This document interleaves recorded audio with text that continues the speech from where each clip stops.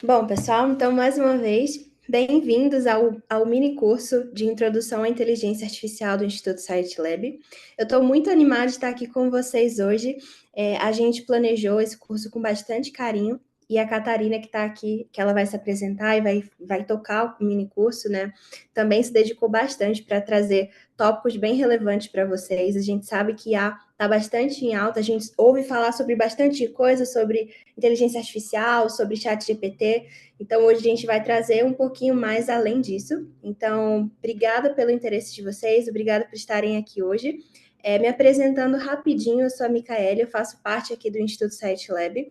O Instituto Science Lab, eu não sei se vocês já conhecem, mas é uma instituição focada em ensino e pesquisa para as áreas de ciência e tecnologia, principalmente, no qual a gente tem o objetivo de formar a próxima geração de jovens cientistas. Então, a gente trabalha com diversas oportunidades, tanto essas que vocês estão aqui agora, que são minicursos sobre algum tema específico. A gente já teve anteriormente um minicurso de astronomia e filosofia, então foi bem legal também. E agora a gente está tentando trazer alguns cursos de tecnologia, então caso vocês tenham interesse, fiquem ligados ali no nosso Instagram, no nosso site, que a gente sempre divulga oportunidades por lá. E além dessas oportunidades de mini curso, a gente também tem alguns programas de pesquisas, que são programas maiores, no qual vocês têm aulas todos os dias ou algumas vezes por semana, ou no final desenvolvem um projeto de pesquisa. É algo bem legal também. A gente traz várias pesquisadoras super renomadas para conversar com vocês, a gente conecta vocês a pesquisadoras também para ajudar vocês a desenvolverem projeto. Então, a gente faz coisas bem legais aqui no Instituto. Então, esse é um pouquinho aqui sobre a gente, né? A gente nasceu em 2021, ali, a gente começou nossas atividades em 2021, e desde então a gente já impactou mais de 3 mil pessoas. A gente tem diversas alunas nossas que foram estudar fora do país, que conseguiram apoio de universidades para desenvolver as pesquisas que elas começaram aqui no Web. Então, por exemplo, agora a gente tem meninas que estão desenvolvendo pesquisas com a Universidade Federal do Rio de Janeiro, sobre temas específicos de astrofísica. Então, a gente tem bastante oportunidades legais aqui. Eu recomendo muito que vocês sempre fiquem atentos ali ao nosso Instagram. Então, isso aqui é um pouquinho sobre o Science Lab. Se vocês quiserem conhecer um pouquinho mais, eu vou colocar o nosso Instagram aqui, para caso alguém não conheça, e o nosso site também. Então, depois dê uma fuçadinha por lá, que vocês vão encontrar bastante coisa legal. Bom, vou interromper aqui meu compartilhamento de tela e vou chamar a Catarina para se apresentar, que é ela que vai tocar o mini curso aqui hoje. Então, Cati, pode ficar à vontade. Gente, boa noite. Antes de começar a apresentar e fazer uma apresentação mais formal, queria agradecer ao Instituto pela oportunidade. Eu estou muito feliz de poder estar aqui, compartilhar um pouquinho do que eu aprendi. Eu acho que, bom, eu vou falar um pouquinho depois, mas eu tenho uma história bem longa com pesquisas, de modo geral, e eu acho que é super importante, acho que impacta muito a vida dos jovens. Tanto o estudo quanto a parte de pesquisa impacta um país, faz, faz grandes mudanças, né? É por aí que se começa. É, Queria agradecer a Mica e a Sabrina por ter me auxiliado nesse tempo. Eu tirei algumas dúvidas com elas. Sei que eu dei um pouquinho de trabalho, enrolei um pouquinho nessa data, mas deu tudo certo. É, Enfim, queria agradecer de modo geral a oportunidade de todo mundo e agradecer a todo mundo que está aqui hoje, tirando um tempinho aí na terça-noite para tentar aprender um pouquinho mais. Espero que eu traga algum conteúdo bom para vocês e que impacte alguma coisa, e que seja uma sementinha de para quem não começou na área, para tentar se desenvolver nessa parte ou em outras partes da computação em si, que eu acho que tem muitas coisas interessantes a se estudar e que hoje a gente tem muito esse conceito de IA, ChatGPT, mas eu acho que tem um mundo muito grande aí que a gente não conhece tanto e a gente sabe só a superfície que é de fato para ChatGPT, enfim. É, Dito isso, eu vou compartilhar aqui na tela.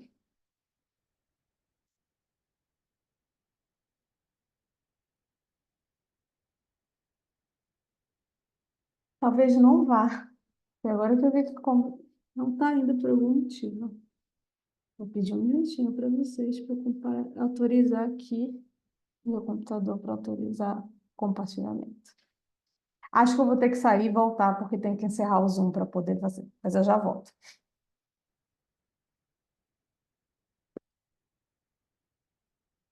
Foi não. E não precisa sair, não. Melhor ainda. Estou vendo minha tela? Tá certinho? Sim, tudo certinho. Boa. É, bom, antes de começar um pouco, eu vou contar um pouquinho da minha trajetória profissional, e a minha história um pouquinho em pesquisa, de forma sucinta, e eventualmente eu gostaria de escutar histórias aqui também, quem quiser falar, quem quiser mostrar o porquê, qual o seu interesse, eu acho que eu adoraria ouvir, até para fazer alguns exemplos mais concretos na hora da apresentação, enfim. Eu sou do Pará, nasci em Belém, e eu sou formada pela Universidade Federal do Pará em Engenharia Civil. Tem muita coisa a ver, mas a minha história é meio que toda pautada de eu fui para uma área, depois fui para outra. Eu sempre fui uma pessoa muito curiosa e eu sempre gostei muito de estudar, de modo geral. Eu gostava muito de exatas, então eu gostava muito de matemática, muito de física. E na hora de escolher um curso, como uma boa estudante de ensino médio, fiquei, gosto de exatas, vou fazer engenharia. É o que tinha. E aí pensei em algumas engenharias e acabei optando pela civil. Fiz aí, entrei, concluí a faculdade, fiz estágio toda na área, trabalhei nessa parte. Resolvi fazer mestrado, era uma coisa, sempre foi algo que me interessou bastante, a parte acadêmica em si. Então, na própria faculdade, eu sempre fiz muita pesquisa com o meu professor, então, tipo, desde o segundo ou primeiro ano, acho que final do primeiro, início do segundo, eu já fazia pesquisa com o professor, tentava ajudar uma coisa ou outra. E aí resolvi fazer mestrado em engenharia civil também. E aí até então meus planos eram seguir na parte de engenharia estrutural, que é a parte mais de construção, de desenvolver os cálculos para construir um prédio, porque, só para deixar claro, né? Acho que não é tão conhecido assim. No meio do caminho, dentro da faculdade, vim para cá, para a UFRJ, vim para cá para o Rio, sou do Rio, estou no Rio atualmente, né? E dentro da faculdade eu resolvi fazer uma parte que era mais computacional em si, a parte estrutural, ela tem muitos cálculos, mas ela envolve muita coisa de programação. Foi aí que eu comecei a estudar programação em si, comecei a estudar Python e comecei a fazer umas análises mais em Python, então todo o meu mestrado, o conteúdo dele foi realmente um programa que desenvolvia uma análise estrutural, e aí comecei a gostar da computação em si, e disse: gostei dessa área, talvez possa investir aí. Na época que fui começar a fazer meu doutorado, não sabia o que fazer, mas não estava gostando tanto mais da parte de engenharia estrutural, gostei da parte de computação. Falei: vou procurar o que eu posso fazer nessa mesma área. E dentro de lá encontrei um doutorado em sistemas computacionais, com foco em inteligência artificial. Conversei fui atrás de vários professores lá da UFRJ nessa parte, fui tentar conversar com eles, ver o que me interessava. Vi que era uma área que estava crescendo bastante. Não era tão conhecida, era tipo 2019, então não se era tão conhecida assim, popular, né? O ChatGPT eu acho que estava no 1. Acho que quando eu estava no início do doutorado tinha lançado um, mas já era incrível. Você viu os vídeos da Mona Lisa, era o que tinha naquela época, né? Hoje em dia a gente olha e fala, não, mas era o que tinha. É, e me interessei por ela, falei com o meu orientador, que virou meu orientador, um professor lá dessa área, gostei do assunto, falei, vou fazer doutorado em IA. E resolvi fazer isso. Dentro desses 6 anos aí, trabalhei com pesquisa, desenvolvi o doutorado, teve pandemia, e aí acabei pausando um pouco, acabei indo para o mercado de trabalho. Hoje toco uma parte tem um pouco de programação, eu coloco programação em tudo, então, basicamente, por mais que o meu trabalho hoje envolva muitos aspectos, eu sempre estou fugindo para tentar programar e fazer alguma coisa programada. E trabalho com a parte de dados, acabei voltando para essa área também, que está um pouco ligada, né? Eu acho que é um pouco da base, né, da IA. Você tem que entender um pouco de dados, até porque IA usa muito dados, então acho que você acaba passando nessa etapa no meio do caminho. E resolvi assumir essa parte de dados. Hoje estou com a área de dados e de operações na Abstract. E ainda estou no meu doutorado, estou finalizando agora nesse último ano aí. E aí, no doutorado, o que que eu fiz? Fiz muita coisa. Trabalhei com uma área, depois fui para pesquisa, voltei. Hoje eu trabalho com imagens, eu faço segmentação de imagens, de forma automática, sem rótulo, é uma coisa bem diferentona mesmo. Não é uma aplicação tão comum assim para atividade sísmica, que é para extração de petróleo, enfim, óleo e gás. Basicamente é isso. Quem quiser, eu estou estou querendo saber todas as histórias daqui, então, se alguém quiser contar a sua história, o porquê está aqui, senão eu posso avançar se alguém tiver com vergonha, mas eu sou geralmente a pessoa envergonhada do rolê, então. Bom, turma, tudo bem? Boa noite. Boa É para se noite. apresentar aí, professora? Pode apresentar. Bom, eu sou o Gabriel, eu vim do interior do Paraná, vim aqui para São Paulo, estou fazendo engenharia da computação aqui no INSPER. Eu vejo que o mercado de IA está crescendo bastante, eu me inscrevi aí no curso, conhecer um pouco mais. Temos alguns amigos que trabalham nesse ramo e eu tô a fim de adentrar e vim conhecer um pouco mais. Pô, maneiro. O mercado de IA está crescendo bastante, assim, uma das áreas que eu acho que mais cresce e se desenvolve muito rápido. E cada dia eu digo para o meu orientador que hoje é uma das coisas mais difíceis para fazer um doutorado em IA, porque cada dia surge um paper diferente, um artigo, você fica, é muito difícil fazer algo novo nessa área, porque é uma área que de fato cresce bastante, se desenvolve. Tem uma mensagem no chat? É da Mica. Eu já ia dizer, você também, né, Mica? Boa. Ninguém mais, vou começar falando um pouquinho sobre A, sobre o que é, se alguém se sentir passar vergonha, pode voltar que estou super aberta aqui para ouvir. Bom, antes de começar, eu acho que é sempre importante, deixa eu só ocultar aqui. Vocês estão vendo essa barra? Eu acho que está ocultando isso aqui. Eu não sou boa de zoom, agora eu tô. Antes de tudo, eu acho que vale comentar o que é inteligência artificial. Muita gente tem uma visão de que a inteligência artificial é só o chat GPT, a inteligência artificial é um ramo muito novo e tem visões assim similares a isso. E, na verdade, a inteligência artificial ela já existe há muitos e muitos e muitos anos.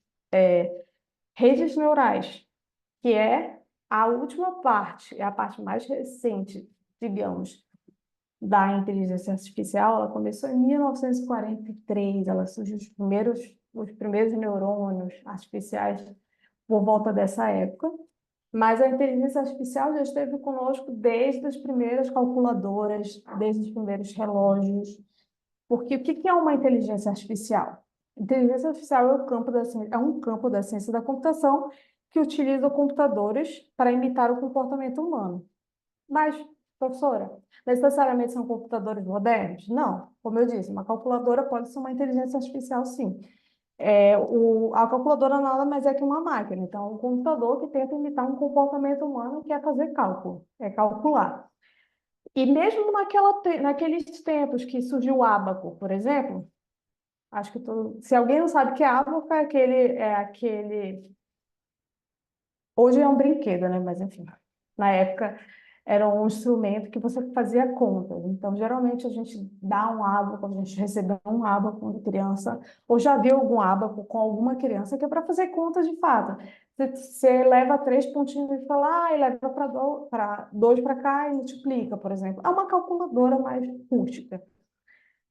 Aquilo também era uma forma de inteligência criada que não foi do ser humano.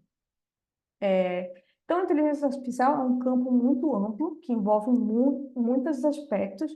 Ela não é só um ponto ou um aprendizado de máquina, não. Ela é algo que imita o comportamento humano de alguma forma. Tá, mas e a aprendizado de máquina, deep learning? A gente já viu muitas coisas sobre muitos termos parecidos. Hoje muito se fala de redes neurais, muito se fala de machine learning. Explicando, eu vou ao longo de todo de toda hora eu vou falar um pouquinho sobre essa diferença, mas a principal diferença é cada um é um subcampo de outro. Então, dentro da inteligência artificial, eu tenho um subconjunto que se chama aprendizado de máquina, o machine learning. O machine learning, de fato, aí já encontra que é uma máquina que vai tentar encontrar padrões de alguma forma. As redes neurais são um subconjunto de machine learning. Deep learning é um subconjunto de redes neurais, que é o aprendizado profundo, que são redes neurais com muitas camadas. As redes generativas, aí sim, são um subconjunto disso. E os modelos de linguagem são dentro das redes generativas. Então, o que que a gente vê hoje? Uma parte muito pequena, que faz muita coisa, revolucionou muito a área em si, né? Mas é uma parte muito pequena do que é, de fato, a inteligência artificial e do que é machine learning. E o que é machine learning? Bom, machine learning, como a gente pode traduzir, né, na tradução literal, é aprendizado de máquina. Mas aí a gente para pensar. O que é aprender? Alguém tem uma ideia do que é aprender? Qual é o conceito de aprender? Você está lendo. Se você memorizar todas as palavras de um livro, por exemplo, li um livro, tem uma memória, aquelas memórias, super memórias, etc. Decorei todo o livro. Isso é aprender? Alguém? Bom, vou continuar falando. Aprender, para mim, e para muitos especialistas, é achar o menor número de padrões possíveis. Não necessariamente, então, memorizar é um aprendizado. Você vai memorizar todo o livro, ou você vai entender um resumo de um livro, vai entender mais ou menos como funciona, e você está aprendendo. É a mesma coisa que quando você está fazendo uma prova. Eu estou fazendo uma prova, estou estudando para física. Eu decorei aquela fórmula e, sei lá, decorei a fórmula da sistemática, uma fórmula qualquer de física. Eu sei usar? Eu sei a fórmula, mas eu sei como usa? Não necessariamente. A forma que você usa é a forma de que você aprende ou não. Geralmente, quando você fala, cara, eu li tudo, eu estudei tudo, eu sabia todas as fórmulas, mas chega na hora, o professor muda um X ali, aonde está saindo a parábola e etc. Na prova, eu não entendo, não sei fazer mais. Isso é aprender? Não, geralmente você pensa, não aprendi direito, ou não consegui fixar aquele conteúdo.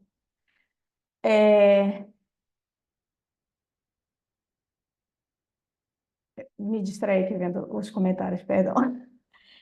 É, então, calma, eu pulei aqui, deixa eu ver. Como é que eu vou? Aqui. Então, basicamente, aprendizado é, de fato, você tentar achar um padrão, o menor número de padrões possível, achar, na verdade. Então, a máquina pode aprender? Pode. Ela vai tentar achar o menor número de padrões possíveis para resolver aquele problema. O objetivo sempre é solucionar um problema. Dentro do aprendizado de máquina, ele é um campo enorme, que se desenvolve há décadas, décadas e décadas. Eu posso dividir e categorizar o aprendizado de máquina em várias etapas. Uma das principais classificações é classificar o aprendizado de máquina em principais algoritmos supervisionados e não supervisionados. O que é supervisão? Basicamente, quando eu estou supervisionando, eu estou olhando algo e eu sei a resposta, essa é a resposta. Então, basicamente, a máquina ela vai desenvolver um modelo baseado numa entrada e numa saída que eu dei. Então, por exemplo, eu sei que aquela imagem ali é um gato. Então, eu vou dizer para a máquina, essa imagem é um gato. Na hora que a máquina vai tentar aprender, ela vai saber que eu dei uma entrada, que é uma foto de um gato, e eu dei a saída. A classificação dessa imagem é um gato. Então, basicamente, esse é um modelo supervisionado. Por exemplo, outro modelo eu acho um resultado de uma regressão. Por exemplo, eu quero saber qual é o número, é, eu quero saber qual é o número X. Deixa eu só olhar o chat aqui. Eu vou parar um pouco para olhar o chat, só para saber se alguém tem dúvidas, etc. Então, eventualmente, eu vou dar uma parada para dar uma olhada no chat.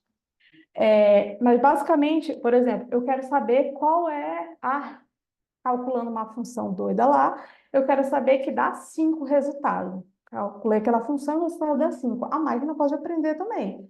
Eu coloco lá um modelo qualquer e eu digo que o resultado é 5. Isso é um modelo. O que é não supervisionado? É quando a máquina encontra um padrão que não fui eu que dei. Ela encontra de alguma forma. Por exemplo, vou entrar nos tipos de aprendizado não supervisionados, que eu acho que dá para entender um pouco melhor. Basicamente, existe um modelo, por exemplo, que eu quero agrupar. Tem características específicas. Exemplo, animais.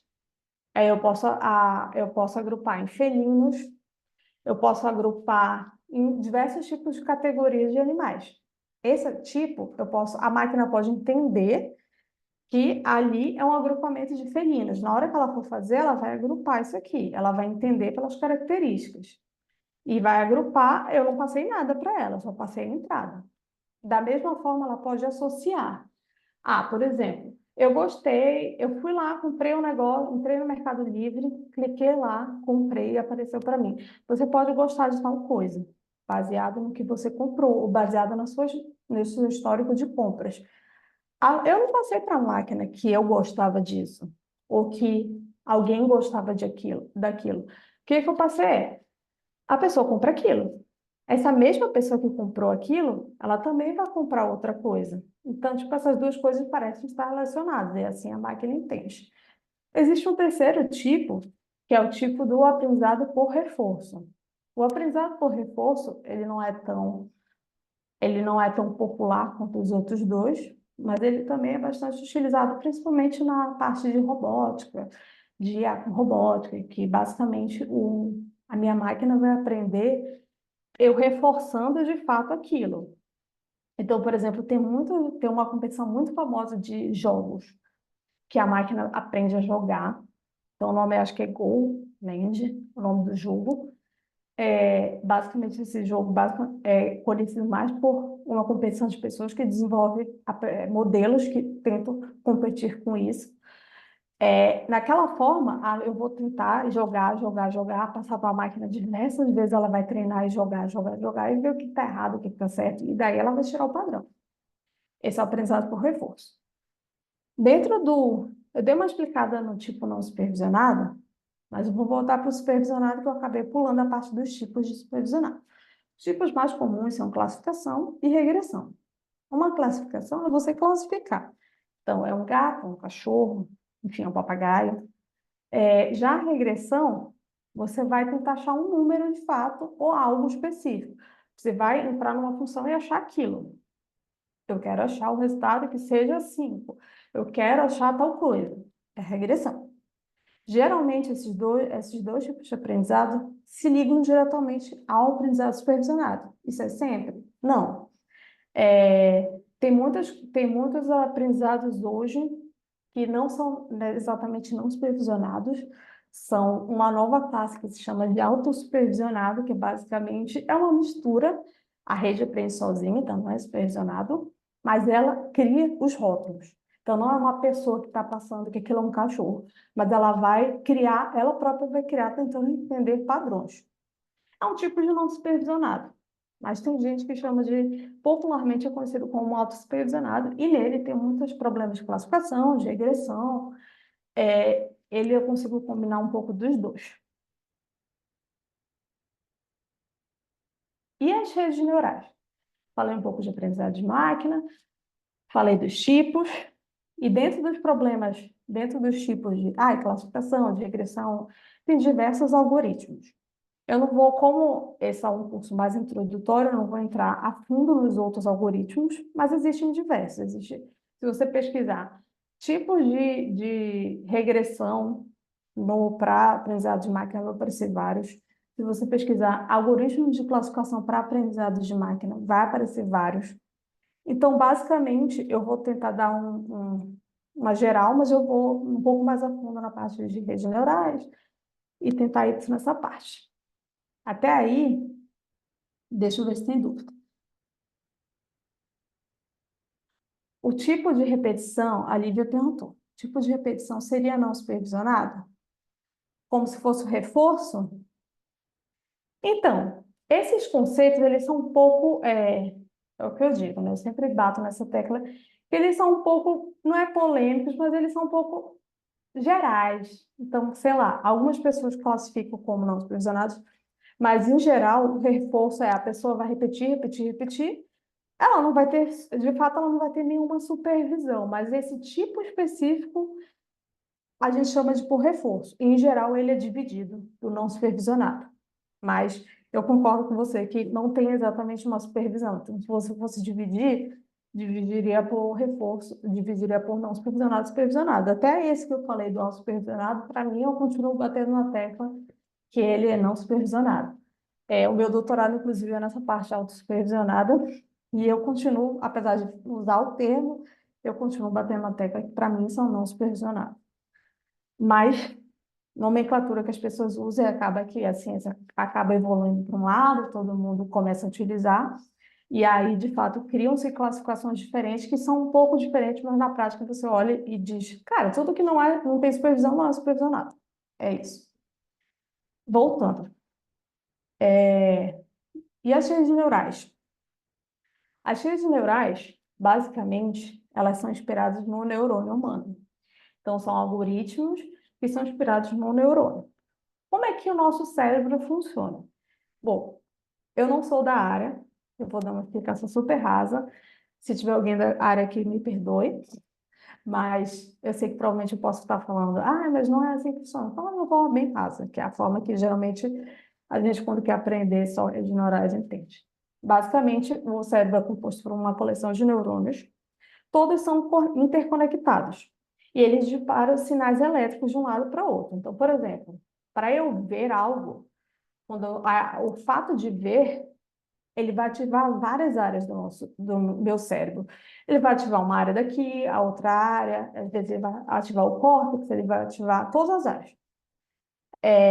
Só que como ele ativa? Ele dispara sinais elétricos através dos neurônios. E aí ativa vários sinais que se conectam e ativam uma área do cérebro. Para a gente conseguir ver, para a gente conseguir falar, para a gente conseguir pensar, todas as nossas ações em geral são feitas assim. Esses disparos, alguém pensou em 1940 e pouco, acho que é 43. Alguém pensou, cara, isso é uma coleção de 0 a 1. Quem é de computação, eu vi que tem algumas pessoas de computação, deve ter aprendido aí um pouco na área, que o computador lê binário. Ele entende 0 a 1. Toda a linguagem de programação, eu vou tentar falar de uma forma mais rasa, porque, de fato, essa é uma parte que já entra um pouco mais a fundo na parte de computação, mas toda a área de... Todo computador, ele aprende binário. Então, tipo, quando você está programando uma linguagem de programação, essa linguagem ela é feita para interpretar e vai gerar um binário lá. Então, o que que o computador vai passar? No 0 1. É um sinal elétrico de 0, um sinal elétrico de 1, ligado, desligado. Tudo que você faz nele se resume, uma hora vai se resumir nisso. Aí tem linguagem mais alto nível, que você escreve, parece que está escrevendo linguagem humana, tem mais baixo, mas no fim do dia, o computador vai resolver e vai entender o 0 1. Alguém pensou, cara, isso aqui, o cérebro humano, é uma coleção de 0 a 1. Por quê? Porque o sinal elétrico que é disparado entre os neurônios, ele nada mais é que ligar, desligar. O dispara ou dispara. E aí ele falou, será que eu posso simular isso e fazer um neurônio artificial? Foi aí que se desenvolveu o neurônio artificial. Esse neurônio artificial, inclusive, ele foi desenvolvido não foi só por uma pessoa que era da área de computação em si, mas de fato foi um conjunto aí da parte de biologia, mas da parte de computação em si. E esse neurônio é chamado de percepto. E nada que ele mais faz ele simula o neurônio, da forma que alguém conseguiu implementar aí. O que o neurônio tem? Ele tem as entradas são os neurônios, são vários neurônios na cabeça, né? Então, tipo, essas entradas aqui eu chamo dos neurônios. Ele tem uma função de ativação e ele tem cada parte, por exemplo, para eu ver, para eu enxergar, Vai ter neurônios que vão usar uma coisa, tem neurônios que vão usar outra. Cada um vai ter um peso específico para usar aquele neurônio. Então, por exemplo, aquele neurônio, talvez eu use mais essa área aqui do meu cérebro do que a outra. Cada um vai ter um peso diferente, que eu chamo esses pesos de W, que basicamente peso em inglês é weight, e aí começa com W, né? E ele vai somar tudo isso e vai entrar numa função de ativação. Essa função de ativação nada mais é que uma função 0, 1. Se for para ativar, é zero. Se for para ativar, é 1. Se não for, é 0. É isso. Então, esse aqui está simulando o neurônio. Ele chega, tudo isso, depois de fazer tudo isso, ele gera a saída. Isso aí, a gente só consegue resolver problemas, como é 0, 1, a gente só consegue resolver problemas que eu separo por uma reta, ou é 0 ou é 1. Então, ele é um problema muito de classificação binária, que a gente chama, de ou 0 ou 1. E aí algumas pessoas falaram, legal, resolve bem. Mas ele resolve só problemas binários, só problemas lineares, que são fáceis, são mais fáceis de resolver de fato. Você consegue resolver analiticamente no papel mais fácil. Como é que eu resolvo problemas mais complexos, que não necessariamente eu consigo separar por uma reta? E aí, alguém se inventou o perceptro de múltiplas camadas, ou a MLP. A MLP foi a primeira rede neural, e o que que ela fazia?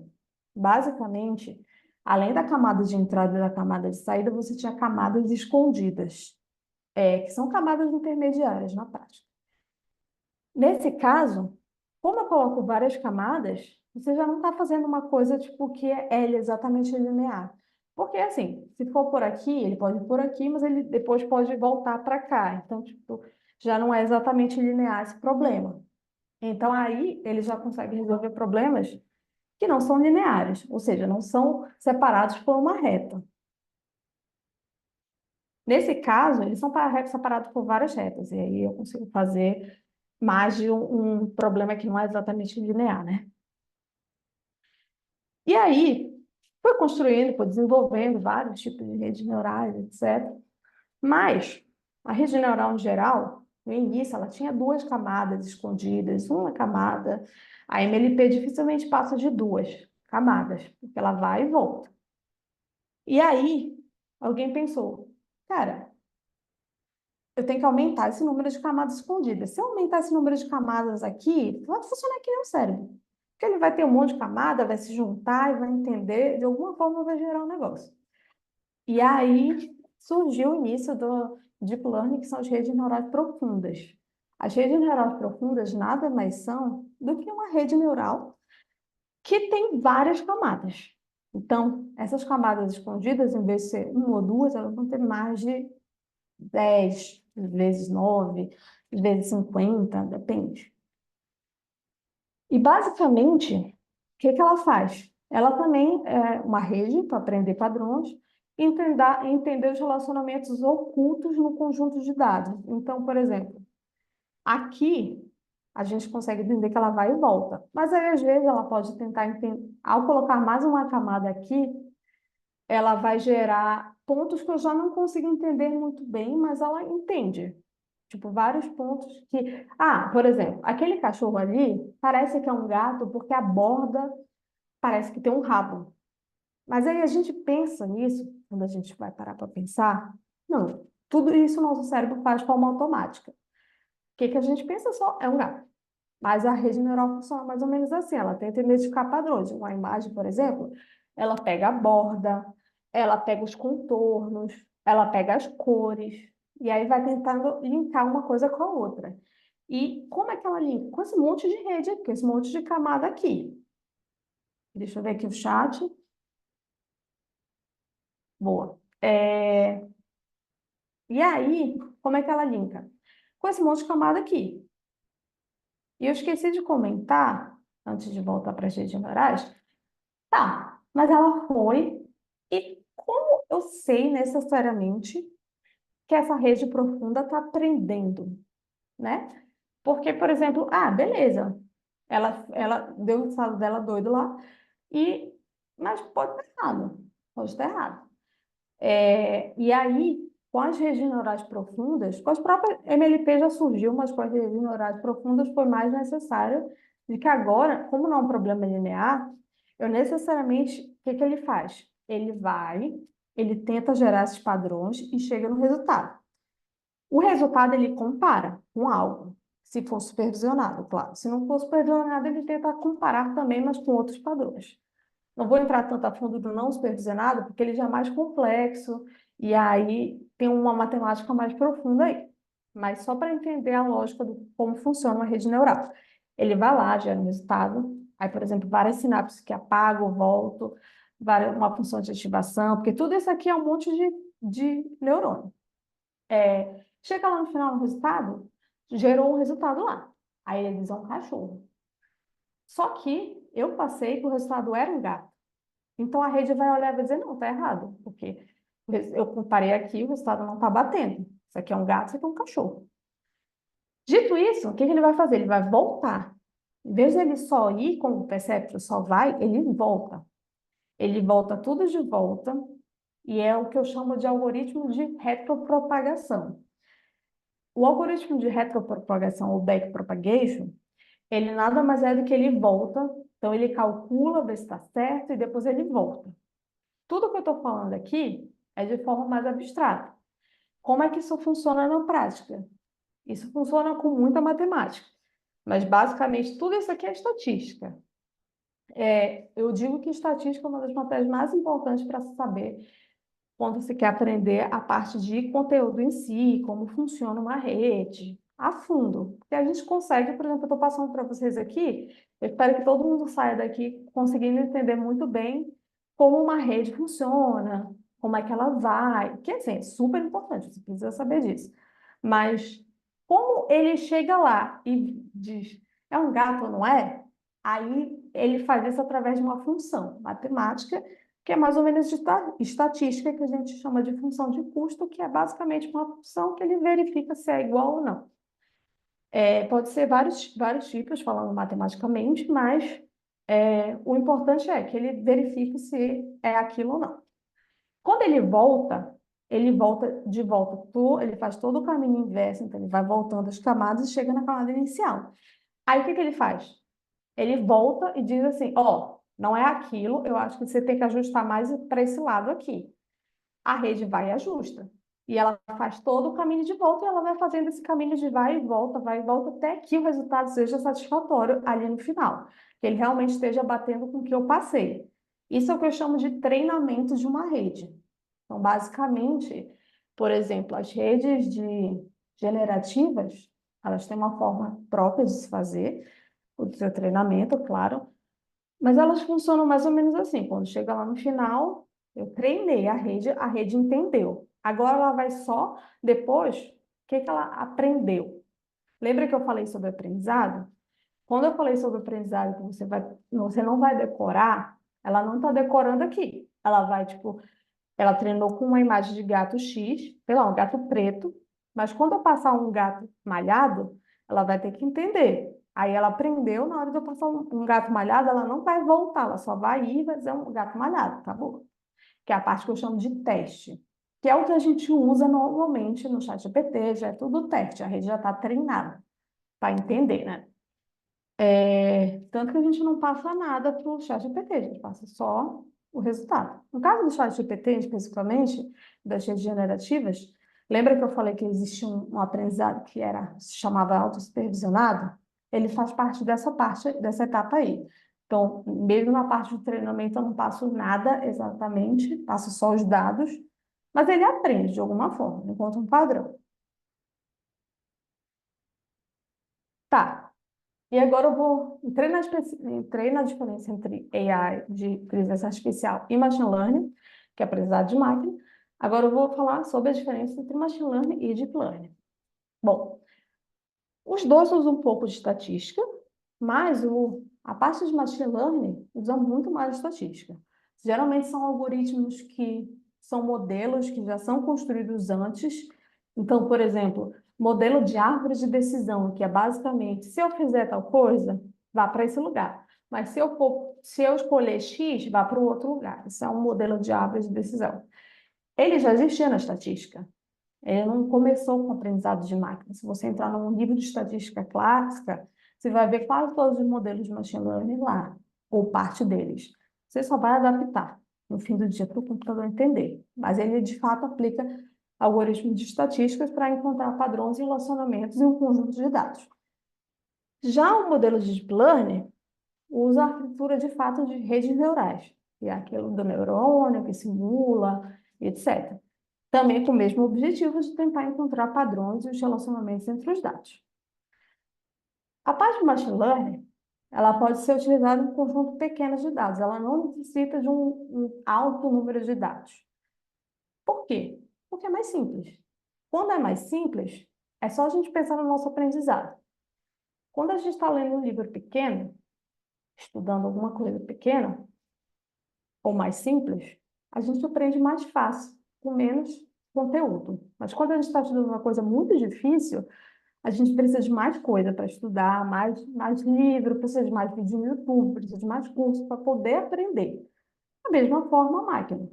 Modelos de machine learning precisam de menos dados, eles usualmente são mais simples. Os modelos de plano são, de fato, são feitos para serem grandes, então eles precisam de mais dados para poder entender. Os modelos de machine learning são melhores para tarefas mais simples e mais diretas. Os modelos de deep learning, eles são melhores para tarefas mais complexas. O que são tarefas mais complexas? Tarefas que envolvem imagens, que geralmente a parte de entender uma imagem é muito difícil, para o nosso cérebro usa uma parte muito grande dele para entender. Modelos de linguagem, para a gente entender como a gente está falando, modelos de áudio, muitos também são usados com deep learning. Então, usualmente são para esses tipos de modelos. Então, quando meu dado é uma imagem, quando meu dado é um texto, geralmente a gente usa o modelo deep learning. E as tarefas mais simples? Bom, por exemplo, eu quero olhar um conjunto de dados e classificar uma série que se passa num tempo e eu quero classificar se vai chover ou se não vai chover. Eu recebi um conjunto de dados pequenos e quero saber vai chover ou não vai chover.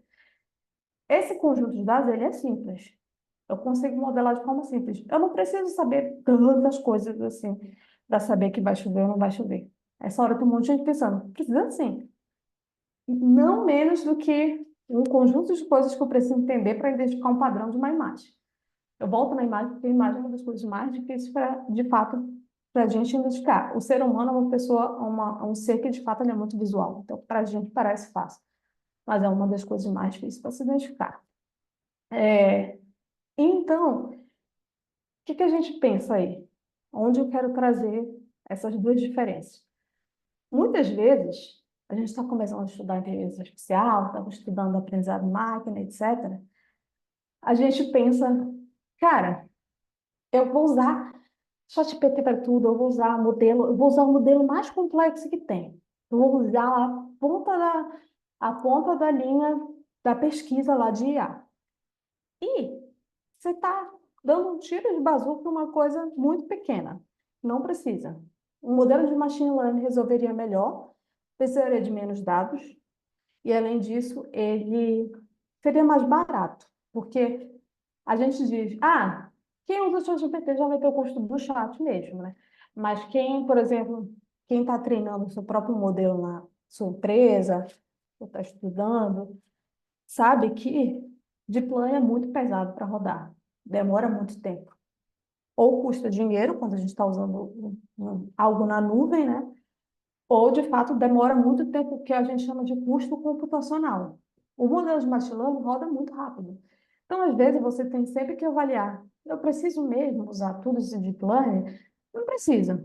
Então, eu posso usar um modelo de machine learning simples para resolver um problema aqui na minha empresa, que é bem rápido e que está causando algum problema aqui, eu posso resolver rápido.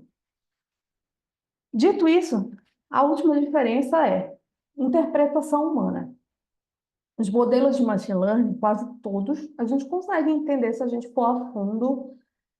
Quase todos, eu digo, é óbvio que os modelos de deep learning eu disse que são um conjunto de machine learning, então tal, mas eu estou tentando dar uma diferença de machine learning todos que não têm deep learning, que não têm redes neurais. a gente consegue entender mais ou menos como funciona. Até uma MLP, que é uma rede, aquilo que eu chamei de uma rede pequena, neural, com duas camadas, a gente consegue entender, se a gente parar e analisar, o que está acontecendo ali. Mas o modelo de deep learning a gente não consegue. A gente consegue entender assim, ele vai me pegar a borda aqui e vai fazer isso, se for uma imagem. Ou, ele leu que a palavra texto é relacionada à palavra computador, sei lá. Dei um exemplo que não é verdade, mas enfim, ele entendeu. Ele consegue encontrar um outro padrão, mas você não entende como funciona de fato. Você não vai olhar para um modelo de plano e falar, estou entendendo tudo que está passando aqui, eu estou entendendo por que essa máquina está aprendendo, não. Até porque os modelos novos, né, de plano, eles têm trilhões de parâmetros, não é bilhões. Muitas vezes o mais novo tem tantos trilhões. Eu nem consigo ler trilhões de parâmetros para entender o que está acontecendo com cada parâmetro. Então, eu não consigo entender. Então, de fato, uma interpretação humana é mais complexa. Muitas vezes a gente chama de deep learning, são modelos caixa preta, porque você não consegue entender exatamente o que está acontecendo ali. Você só sabe que entende o básico. Assim, eu sei que está fazendo isso por causa daquilo. Mas o que está fazendo a fundo, você não vai entender. Até aí, tudo bem? Falei bastante. Vou pegar uma água aqui. Dúvidas? Sem dúvidas. Vou passar para o nosso modelo. A ideia aqui, mais ou menos, que eu trouxe aqui para o curso, conversei com as meninas na hora de escolher o tema, escolher alguma aplicação prática, foi trazer algo que era trazer simples. Por quê? Exatamente por isso. Eu quero que todo mundo aqui saia com uma ideia de que, cara, você vai usar. Eu uso modelos generativos o tempo todo. Meu trabalho o meu doutorado é em Deep Learning. Então, você vai usar. Necessariamente, você vai ter que aprender. Mas, eu queria trazer a ideia aqui que não é necessariamente tudo se resolve com isso. Então, por isso, eu trouxe um sistema mais simples, para todo mundo entender um pouco sobre isso, né? E o que é o sistema de recomendação? O sistema de recomendação, ele basicamente é um modelo.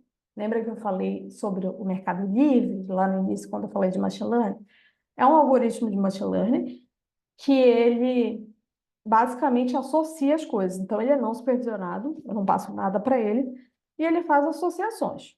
Então, são algoritmos que são levados a sugerir algo baseado em outra coisa. Alguns critérios. Eu posso passar um monte de critério, pode ser um algoritmo super complexo, como é o caso, por exemplo, dos algoritmos dessas streams mais famosos. Claro que são uma combinação de várias coisas. Não é só necessariamente se eu gostei ou se eu não gostei. Mas eu posso ter desde o mais simples até o mais complexo. Então, basicamente, o que é um sistema de recomendação? Um usuário compra, ou sei lá, ele compra, ele dá like, ele assiste, ele dá dislike no vídeo no YouTube, ele escuta uma música e não gosta, ou ele passa rápido também, quando a gente está ouvindo uma playlist, pula rápido. O algoritmo ele é construído para pegar esses dados nossos, então ele tem os dados de dislike, ele tem os dados até aquela música que eu passei, e ele vai entender o feedback do usuário. E aí ele vai passar para o sistema de recomendação. O sistema de recomendação vai entrar essa quantidade de variáveis que varia, pode ser muitas ou pode ser só duas, sei lá, e ele vai recomendar uma lista de coisas que a pessoa pode gostar, pode não gostar. São vários tipos de sistemas de recomendação. Os mais famosos são três tipos. São recomendação baseada em conteúdo, recomendação baseada em filtragem colaborativa, o nome, e uma recomendação híbrida. O que é uma recomendação baseada em conteúdo? Ela é um tipo de sistema de recomendação que faz com base no conteúdo de fato que você já gostou.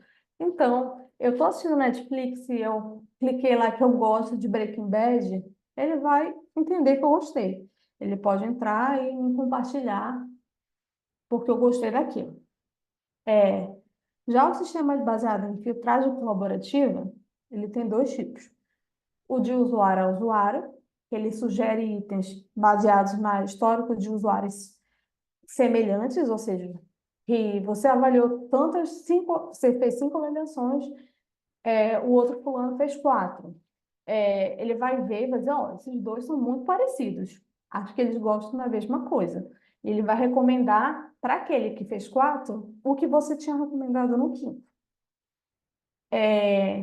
Além disso, a filtragem colaborativa item a item, que sugere itens que são semelhantes ao que o usuário já gostou, que geralmente a gente vê muito nos marketplaces, né? Você compra no Mercado Livre, fala, você já gostou de tal coisa, você pode gostar desse livro aqui. Você gosta desse livro, você pode gostar desse outro, e etc.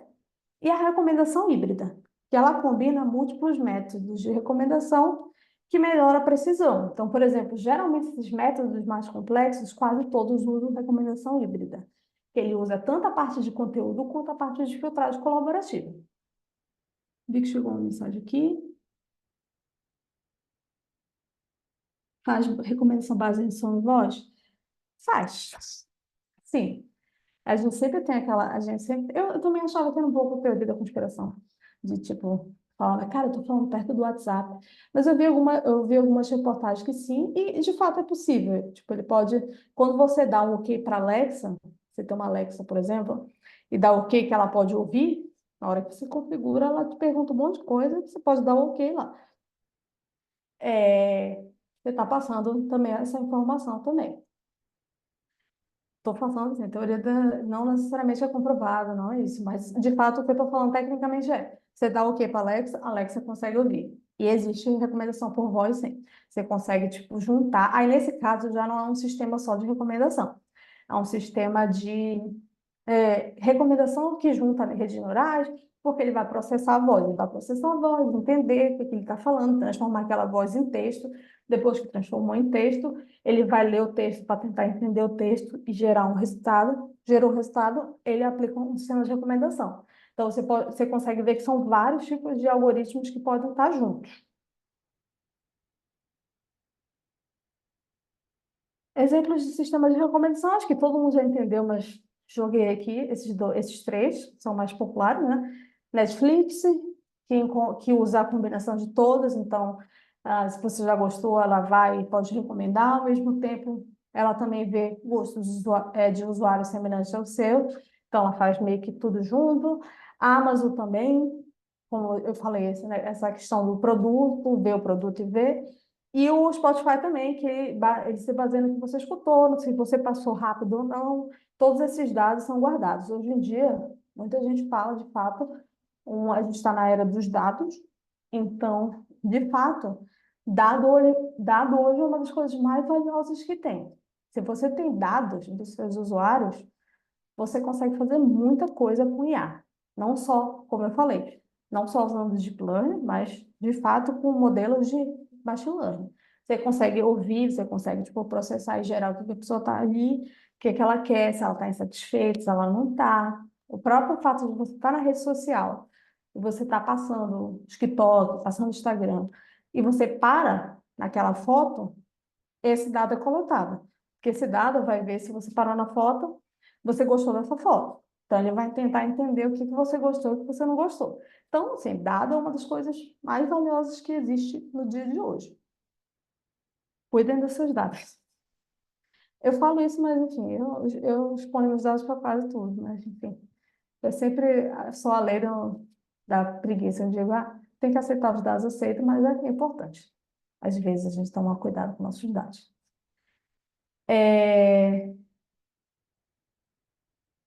É, exato. É isso que eu falo também. Eu conheço muitos, porque eu acho que desenvolvedor, quem faz engenharia da computação aí, conhece um desenvolvedor, conhece essa parte mais da galera que faz mais computação. É uma galera que eu conheço muita gente, trabalho numa empresa de tecnologia, né?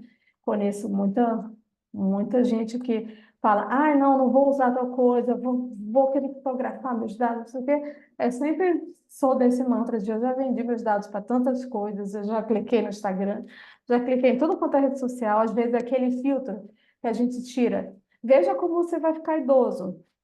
Ele está pegando seus dados e usando para. Ele te mostrou como você vai ficar idoso, mas ele está coletando seus dados e pode usar e pode fazer várias outras coisas, né? Claro que toda permissão hoje, né, tem muitas leis, a própria LGPD e tal, que mostra como traz uma transparência de como as pessoas têm que tratar seus dados, né? Muitas vezes você está vendendo seus dados, você está, tipo, aceitando que as pessoas vendam, aceitem os dados, etc. Muitas vezes é de fato para melhorar aquela performance daquele site, melhorar o aplicativo, faz, essa é uma parte boa de fato. Mas tem a parte também difícil, né? Mas é isso. Entrando um pouquinho no nosso problema mais específico, que estou olhando aqui o horário para a gente conseguir ver essa questão da a parte mais prática, sistemas de recomendação de filmes. O que que a gente vai fazer aqui? A gente vai fazer sistemas de recomendação de filmes, na verdade eu já estou implementado, então vou mais mostrar para vocês e tentar fazer todo mundo preencher uma aplicação prática, espero que funcione tudo certinho, porque programação é assim, quando a gente tenta, tem muita gente olhando, parece que quer. Mas um sistema de filtragem colaborativa de usuário a usuário. Então, basicamente, vocês vão responder, avaliar algumas notas de filmes, e com ele eu vou rodar um algoritmo que vai chegar no e-mail de vocês, qual é a recomendação de tal filme. Claro que a gente tem aqui, mesmo que o sistema de machine learning precise de menos dados, a gente tem uma amostragem relativamente pequena aqui. Então, é possível que não fique tão preciso assim. No entanto, mesmo assim, eu acho que vai ficar legal e tipo, vai funcionar relativamente bem, porque é um sistema mais simples que não exige tanto dado assim. Como eu falei, a parte de recomendação, então, lá vê a similaridade. Como esse cálculo de similaridade é feito? É o que a gente chama de... Assim, tem vários tipos de... Eu posso escolher, optar por várias funções, mas aqui eu escolhi pela similaridade por cosseno, que é a mais utilizada no modo geral. Similaridade por cosseno, vou tentar explicar de uma forma bem simples para não entrar muito na matemática em si. Mas, quando você tem uma lista de coisas, então, lista de filmes da Alice e do Bob aqui, que eu chamei, tanto a lista da Alice quanto a lista do Bob são podem ser vistas como vetores. Vetor, aquela setinha que a gente aprende um pouco na física, um pouco na matemática, é um vetor. Lembra que o cosseno, ele é o ângulo que forma entre dois vetores. Dito isso, basicamente, o que que a similaridade vai medir? Vai medir o cosseno desse ângulo, dessas duas listas. Quando eu tenho ângulos muito próximos, quando a gente encosta a lista, o Bob colocou quase a mesma coisa da lista, ou a mesma coisa. Esses dois vetores, essas duas setinhas, elas vão estar juntas. Mas se a pessoa não gosta, odeia, etc., ele vai estar ao contrário. Ele vai apontar para a direção oposta. E aí, a partir disso, eu vou medir o ângulo de cada pessoa com cada pessoa, entender qual é a pessoa que tem um gosto mais similar ao meu, calcular através desse cosseno, e daí eu consigo fazer recomendações. Deixa eu ver o site aqui.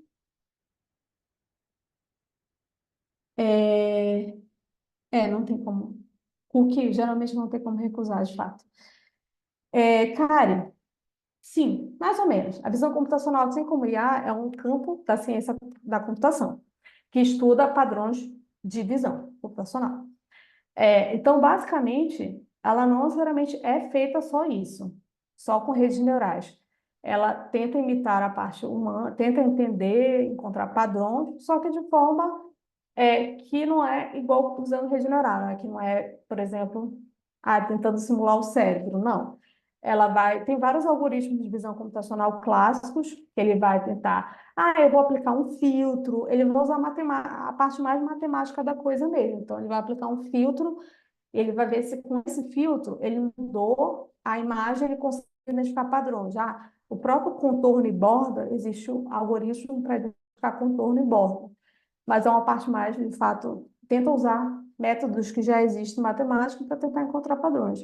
A parte de redes neurais, ela é dividida em vários campos e um dos campos é, de fato, a visão computacional, que tenta integrar, entender toda essa parte, tanto de classificar imagens, segmentar imagens, dividir, né, as imagens, e esse tipo e assim por diante, né? Beleza. Vou voltar aqui, é que eu vou sair um pouco para entrar na parte prática. Basicamente, só dando um conceito aí, eu fiz um algoritmo simples de avaliação de filme. Como eu expliquei lá no início, eu trabalho na Apston. A gente é uma empresa que tenta ajudar programas e tal, faz alguns aplicativos. Eu não sou desenvolvedora. Todo o meu background é, de fato, em IA, de computação, então o que eu sei muito é Python. Eu aprendi desde o dia zero que eu precisava saber Python. E aí a gente utiliza Python, vocês vão ver o código e tal. Mas na prática, o que que a gente vai fazer aqui? Eu fiz um formuláriozinho que ele vai pedir nome e e-mail, porque ele vai voltar para vocês pelo e-mail, né? E a partir daí, vocês vão colocar nome e e-mail, e na próxima página vocês vão ter 5 filmes. Vocês vão ver que eu não sou boa de filmes, porque eu coloquei filmes aleatórios, botei acho que uns 6 filmes só, e tem vários filmes que depois eu fui pensar que tinha continuação, sei lá, Toy Story, eu sei que tem Toy Story 1, 2, 3 e 4, eu acho. E eu coloquei Toy Story. Assumam que é o filme que vocês gostam. Não está muito preciso, mas é isso. Eu vou adicionar aqui no chat. Consigo adicionar no chat? Consigo.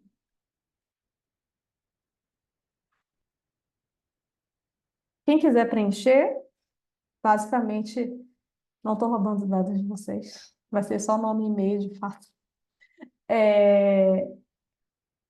Às vezes consegue preencher nesse meio do caminho, eu vou mostrar mais ou menos. Não preencham tudo. A ideia é que vocês preencham só, de fato, alguns filmes. Mesmo que vocês tenham assistido todos, deixe um ou dois para não assistir, porque ele vai tentar recomendar. Então, ele vai recomendar pelo que você não assistiu. Se você assistiu todos e recomendou, ele não vai chegar ao e-mail, porque ele não vai fazer recomendação nenhuma.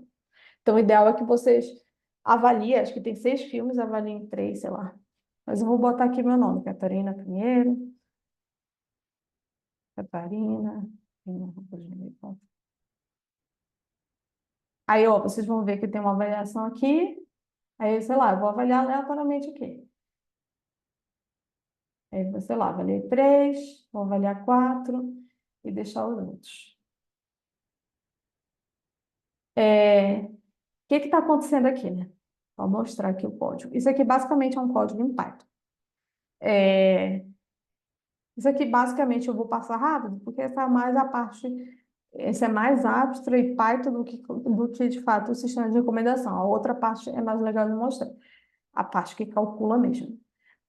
Mas basicamente ele vai receber o nome de vocês, vai salvar num banco de dados que é para poder usar depois, e ele vai pegar os. Desculpa interromper, mas eu acho que não está aparecendo na tela com código. Ah, calma. Ah, é porque eu compartilhei, verdade. Muito obrigada, Vicky. Vou compartilhar aqui a outra agora. Tá todo mundo vendo agora? Agora sim. Boa. Então, aqui, basicamente, ele vai pegar o nome e vai ler a lista de filmes que eu cadastrei previamente. Ele vai criar uma página que é só, tipo, baseado nos filmes, ele vai criar uma página para a pessoa avaliar, de forma bem simples. A partir daí, ele vai ler todos os filmes, avaliações e vai salvar em outra tabela, que eu chamei de avaliações, para poder fixar as notas, para poder usar no meu sistema de recomendação, né? Depois disso, ele vai para a segunda etapa. Isso aí é tudo que vocês viram nesse formulário foi construído aqui, todo em Python, né? Legal. Nesse segundo formulário, o que que eu vou fazer? Eu vou coletar todas as avaliações. Basicamente, o que que eu estava tentando construir aqui? Um sistema que ele vai pegar as avaliações e, eventualmente, todo mês ele vai recomendar um filme. Então, basicamente, esse script aqui era para rodar de mês em mês, por exemplo. Eu agendo ele é um tipo de agendador que eu faço para rodar todo mês. Mas, nesse caso, como a gente está fazendo agora, eu vou rodar manualmente isso aí depois. Aí vai chegar para vocês. Mas, inicialmente, esse era o propósito, né? Aí ele vai pegar todas as avaliações que foram feitas no mês, ou todas as avaliações feitas né, na vida, ele vai fazer o cálculo, ele vai ler as avaliações, ele vai calcular a similaridade. Aqui eu vi que está repetido, mas é o mesmo código. Eu que coloquei de é a forma diferente, mas enfim. Ele vai calcular a similaridade, e essa similaridade aqui, a gente falou muita coisa de matemática, muita coisa de inteligência artificial. Hoje em dia, para você começar a fazer algo de inteligência artificial, idealmente você precisa aprender a programar alguma coisa. Mas a gente sabe que tem muitas bibliotecas. Quem teve um pouquinho de contato com o Python, que é a biblioteca geralmente é a linguagem de programação mais usada para cálculo de essa parte de inteligência artificial, de learning, machine learning, a gente tem muita biblioteca pronta que já faz tudo para a gente. Tá? A gente não tem que fazer aqui, eu não tenho que calcular essa similaridade aqui de forma na mão, colocar aqui o cosseno, eu vou pegar a lista, vou pegar a segunda lista, vou calcular o cosseno. Não, eu já vi uma função chamada similaridade por cosseno, que ela está aqui na biblioteca Scikit-learn. Scikit-learn é uma biblioteca muito comum de machine learning. Ela tem quase todos os algoritmos que você utiliza ou que pensa utilizar de machine learning. Ela é feita para isso, de fato. Então, assim, na prática, você só vai colocar uma similaridade por cosseno e vai passar a lista aqui. O que eu fiz aqui? Eu peguei a lista que eu chamei de a matriz, né, que é basicamente a lista de todas as avaliações que vocês vão colocar lá, que eu salvei previamente. Eu fiz um pré-processamento. Todo algoritmo de machine learning, de forma geral, ele é muito pautado. O principal trabalho que a gente tem com eles é tratar os dados. Os dados nunca vêm bonitos, nunca vem, todo mundo coloca o dado certo. Porque assim, aqui eu estou falando para vocês explicitamente, não preencho todos os dados. Mas na vida real, eu colocaria alguma mensagem aí, mas alguém preencheria. Alguém colocaria um dado que não é adequado. Alguém colocaria, sei lá, é de 1 a 5, colocaria 10. Isso acontece bastante. Então, o principal trabalho, geralmente, que a gente tem com machine learning é você tratar os dados antes. Um dado bem tratado, que é um dado para... aquilo ali tinha... Alguém colocou um texto. Colocou, não quero fazer isso, em vez de um número. Ele vai tirar esse número, porque aquilo ali prejudica bastante o meu modelo. Então, a parte, quando você está trabalhando com machine learning, esse aprendizado de máquina, uma das principais partes é, de fato, tratar o dado e como tratar. Deixa eu ver aqui. PyTorch é uma boa também. O PyTorch, ele de fato é feito para Deep Learning já, né? TensorFlow e PyTorch são bibliotecas específicas para Deep Learning. Eu, como vim da área de pesquisa, sou time PyTorch, porque, quem não sabe, os dois meio que são bibliotecas que fazem coisas parecidas, mas o PyTorch é muito mais popular na pesquisa, e o TensorFlow já é mais popular em indústria. O TensorFlow, de forma geral, para começar, ele é bem mais fácil. Eu recomendo, de fato, ele. Mas depois de um tempo, eu acabei migrando para o PyTorch, porque eu acho que os dois têm complexidades diferentes. Como Deep Learning, calcular, de fato, é uma coisa mais complexa do que Machine Learning, a biblioteca faz diferença. Então, você vai ver, você vai entender, aí você começa a utilizar uma, você consegue pegar a outra com facilidade. Hoje em dia, você pesquisar, você jogar também no ChatGPT, pega esse código em PyTorch, transforma em TensorFlow, ele vai fazer. Você vai dar uma ou outra revisão, mas ele vai fazer. A Elaine falou, eu pensava que os dados do usuário eram importantes para a empresa, mas às vezes eu faço uma pesquisa em um app. Tem.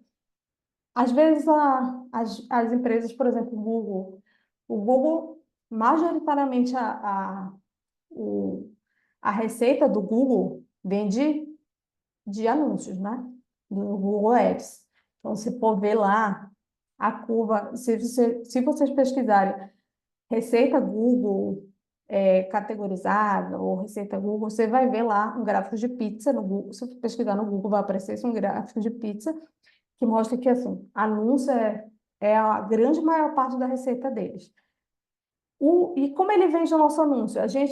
Tudo que a gente faz no Google, muita coisa a gente faz no Google, hoje nem tanto, né? Eu sei que hoje os jovens usam mais TikTok, eu sou um pouco mais velha, então eu cresci no Google, ainda pesquiso muita coisa no Google, ainda o meu default não é ir para o TikTok, é sempre pesquisar no Google. E o Google salva esses dados, o Google vende esses dados. Depois que ele vende esses dados, ele já vendeu. E aí, mesma coisa, a meta. A meta em si, né, é um valor A Meta em si tem vários, né? Tem WhatsApp, tem Facebook, tem Instagram, cada um. Você paga um dado no WhatsApp e já está lá no Instagram, aparecendo um anúncio no outro, no mesmo, na outra hora já tem um anúncio, né? Mas é isso, voltando. Então, basicamente, você consegue comprar anúncio, etc., dessa forma, né? Você passa para o Google, o Google entende, o Google vende seu anúncio para qualquer um. É, voltando. Aí você faz o cálculo da similaridade e ele define aqui qual que é a similaridade dos usuários. É aquilo que eu falei, que eu disse lá na hora que eu estava explicando do PowerPoint, você vai calcular a similaridade de um usuário para outro e aí você vai passar para o sistema de recomendação. O sistema de recomendação, ele basicamente vai avaliar primeiro, aqui eu coloquei só para check, né? Porque às vezes a pessoa clicou em tudo, se a pessoa clicou em tudo, ele vai só retornar um vazio sem recomendação, para não dar erro, né?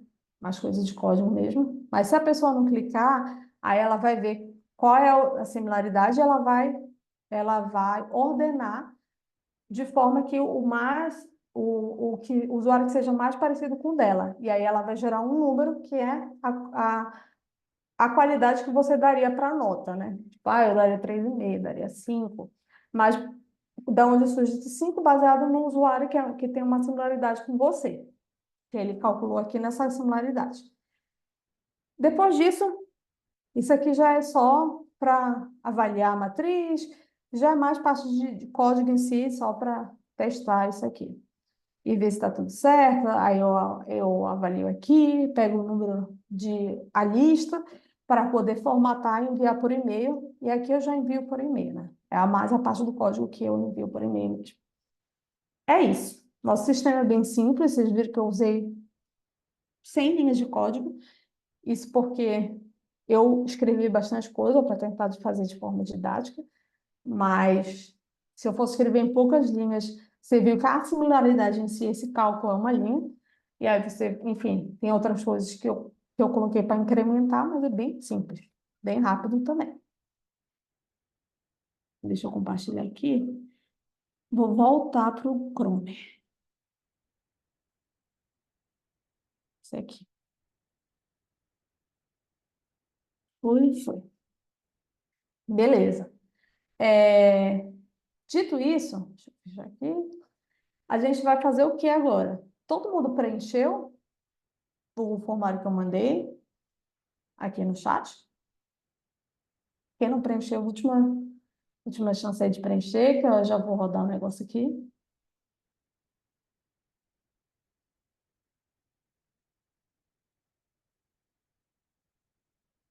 Dei aí mais uns segundinhos aí para a pessoa correr. E aí, como eu falei para vocês, idealmente eu fiz um código para rodar todo mês, como se todo mês enviasse recomendações para os usuários. Eu fiz o código, vocês vão ver que vocês vão receber um e-mail bem pequenininho, porque eu quis mais mostrar mesmo o resultado do que qualquer outra coisa, mas eu não quis elaborar muito o e-mail, então, enfim, vai ser e-mail só com as duas notas ou com uma nota e só. Mas eu vou rodar aqui o meu sistema de recomendação, né? Aí ele está rodando aqui. Vocês vão ver que um problema um problema não, mas aí é uma característica desse sistema é que ele demora um pouquinho. Aqui a gente tem pouca gente, então rodou relativamente rápido. Mas, como ele calcula o cosseno para cada usuário, quanto maior o número de usuários, maior esse sistema demora. Ele vai crescendo exponencialmente, né? Então, geralmente, ele é acoplado com outras técnicas para não demorar tanto para rodar, né? Mas, em teoria, ele demora um pouquinho, de fato.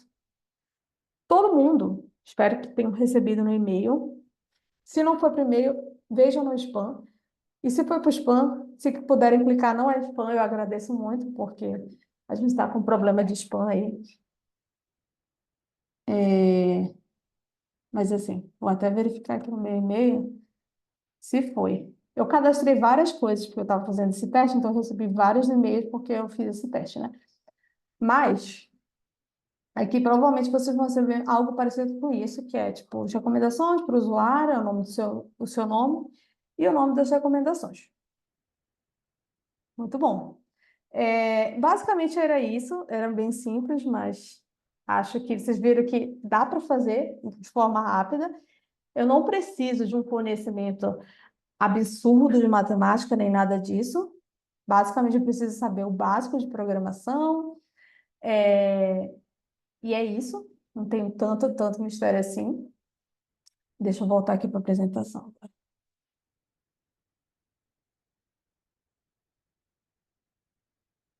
É, muito bom. E é isso, cara. Vocês conseguem fazer de fato muito fácil. Então, treinar machine learning, eu digo que eu adoro fazer algoritmo de machine learning. Tipo, porque eu acho que você consegue ver um resultado, você consegue ver como as coisas estão andando de forma muito rápida. Você não precisa, eu preciso estudar anos e anos de tal coisa. Você consegue fazer um sistema de recomendação e falar, cara, eu fiz um sistema de recomendação simples aqui. Então, enfim. É, Isso. Vieses. A gente pode comentar essa parte também. Deixa eu voltar aqui. Antes de chegar na parte de como aprender, vieses, eles de fato estão presentes basicamente em quase todos os algoritmos. Muita gente, eu ouvi um dia desse um podcast muito bom, para quem não, que eu recomendo bastante, que o nome dele é Ciência Suja. Ele fala um pouco, desmistifica algumas coisas de ciência. E eu adoro ouvir, por todos os episódios eu costumo ouvir bastante. Ele é em português, então é bem raro a gente achar. Assim, é mais difícil, não é raro, mas é mais difícil de achar conteúdos bons em português, mas eu acho ele bem legal. E eu vi sobre, tem um episódio sobre a parte de IA, dados, viés, etc. Mas eu queria trazer aqui uma visão que não, eu concordo, mas eu queria trazer uma visão de que, cara, você não pode culpar a máquina em si. Que não é culpa da máquina. A máquina é feita para aprender através dos dados que você dá. Dependendo disso, os dados que você deu, eles sim são enviesados. E aí sim você precisa fazer um tratamento com eles. Antigamente, né, tinha umas fotos, tinha alguns, se pesquisasse no Google, pesquisasse sobre isso, tinha umas imagens bem impactantes, que eram algumas redes neurais antigas. Acho que as novas são mais bem treinadas, ainda acontece bastante, a gente vê muito caso de sistema de reconhecimento facial que não pega pessoas negras, eu já ouvi bastante sobre isso. Um dia desse eu estava falando com a minha irmã, que ela foi num lugar com uma amiga dela, que era negra, e falou que não funcionou, e aí eu disse, cara, isso ainda existe, sabe? Tipo, existe, claro que existe, mas assim, a empresa está vendendo isso, não tem esse trabalho de tentar ver esses dados que estão sendo treinados, é bem, enfim, né? É um pouco indignante, né? Mas antigamente a gente tinha muito esse ponto de, a gente via alguns casos muito comuns que você pedia para uma rede neural, né? Para ela divulgar alguma situação, mostra uma foto, gera uma foto na América Latina e não sei o quê, ela gerava uma foto assim, de um lugar muito absurdo, que não, que eu, olha, se eu olhava e dizia, cara, o que está acontecendo, sabe? É, vocês que não receberam, vocês foram checar o spam para ver se estava lá? Se não, eu posso dar uma olhada depois, para ver se às vezes demora um pouquinho para rodar, né? E sim, cara, sessões de recrutamento, etc. Principalmente porque hoje em dia a gente pensa muito em, eu vou automatizar tudo. Eu sou uma pessoa que tem um background de IA, faço muita coisa, eu faço a parte toda de operações, como eu disse, né?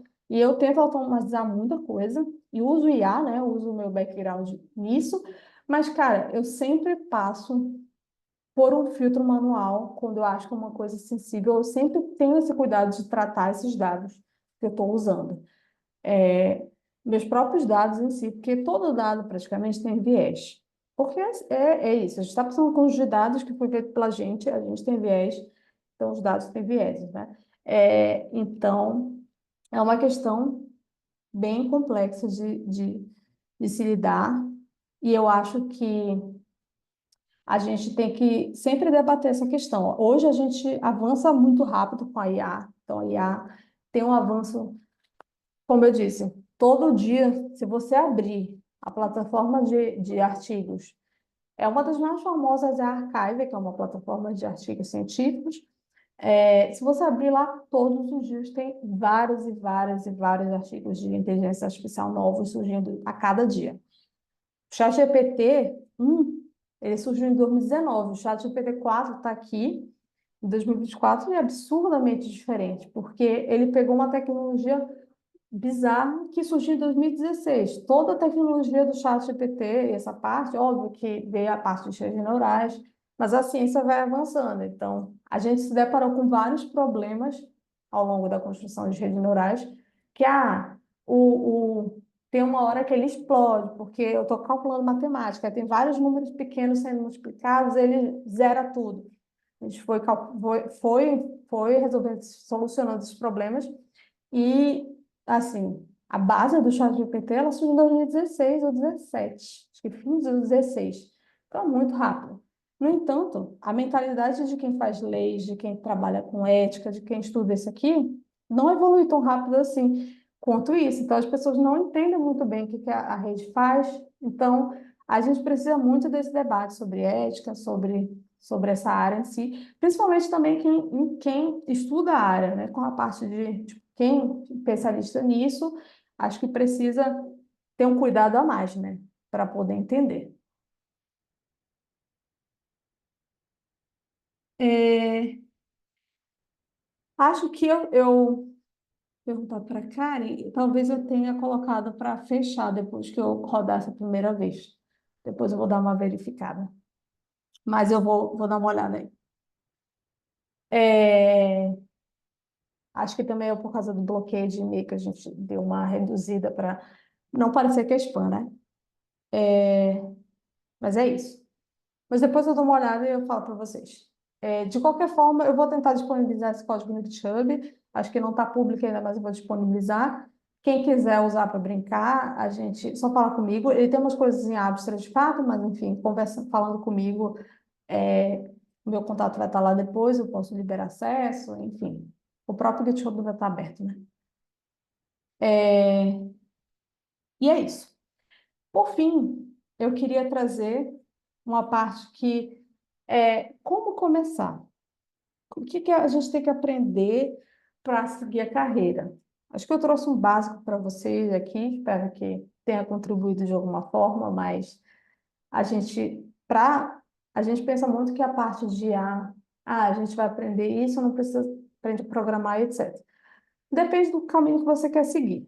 Se você quer seguir um caminho de, eu vou usar para pequenas partes do meu trabalho, eu vou automatizar e tal, às vezes só o ChatGPT resolve, às vezes fazer um modelinho de machine learning resolve, você vai aprender, de qualquer forma, você vai precisar entender um pouco de Python, ou de uma linguagem de programação, mas eu digo Python porque o Python te auxilia bastante pela quantidade de bibliotecas que ele já tem. Então, enfim. Dito isso, outra coisa eu quero realmente entrar nessa área, quero forçar. Eu sempre recomendo muitas pessoas aprenderem estatística, eu acho que é um conhecimento super importante para quem está estudando machine learning, principalmente, e deep learning, consequentemente. Para quem quer estudar e quer parar na parte de deep learning, hoje eu acho que ninguém, porque na parte de machine learning, desculpa, hoje eu acho que ninguém, porque todo mundo quer chegar na parte de ChatGPT, redes generativas, etc. Mas a parte de machine learning, basicamente, estatística já resolve bastante seu problema, tipo, 90% do seu problema. E Python.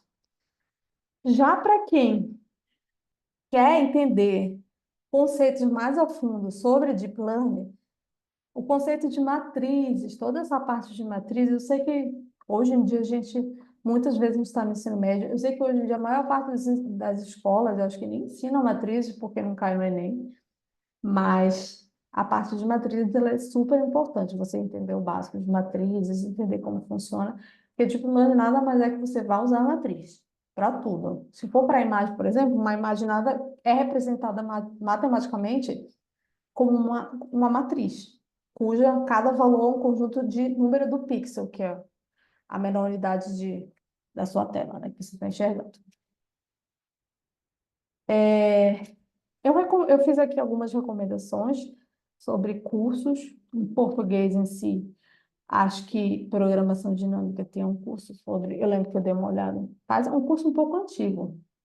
Não sei se hoje ele está mais atualizado, mas acho que não. Com a parte de machine learning, eu tenho certeza que não, porque essa parte não muda com uma frequência muito alta, né?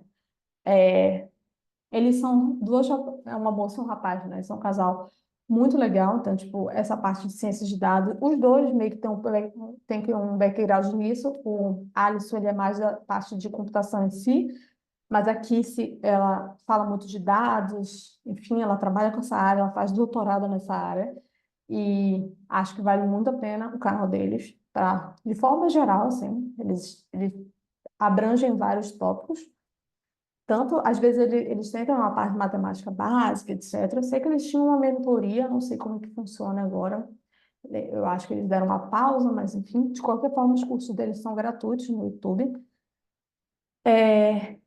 Os cursos, os vídeos do Tree Blue on Brown, eles já são em inglês, mas a maioria já tem em português, né? Com aquela tradução do YouTube.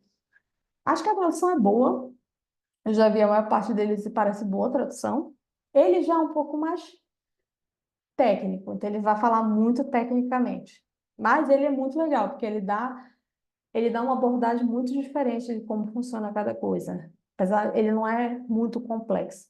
Então, acho que vai. Para quem está começando, cursos da Alura são bons, né, de modo geral, apesar de que agora eu vi que a maioria dos cursos é de fato ChatGPT, como usar ChatGPT no seu dia a dia, coisa assim, que é super importante, mas para quem está querendo seguir nessa parte, eu acho que vale entender um pouco sobre a teoria em si. Mas eu sei que eles têm um curso de plano que é bem introdutório, que ensina como usar Keras, como ensina a programar, fazer suas primeiras redes neurais profundas. Ele é bem legal. Puxando aqui, para quem quiser uma base mais matemática, ainda em português, a gente tem as aulas gravadas, de fato, do mestrado e doutorado de IA. Então, basicamente, essa aula aí eu assisti. Eu estava lá no dia, né? Mas ela foi gravada acho que uns 4 anos. Não sei se eu estava nessa turma, mas enfim, era a aula de fato da COP que eles gravaram, eles fizeram toda a disciplina gravada. Tem a disciplina de inteligência computacional, que é a parte de machine learning, e tem a disciplina de deep learning em si, que é a parte de fato de redes neurais profundas. Ele já tem uma base, é mais voltada com uma base matemática, mas ele é em português, acho que é um bom conteúdo também.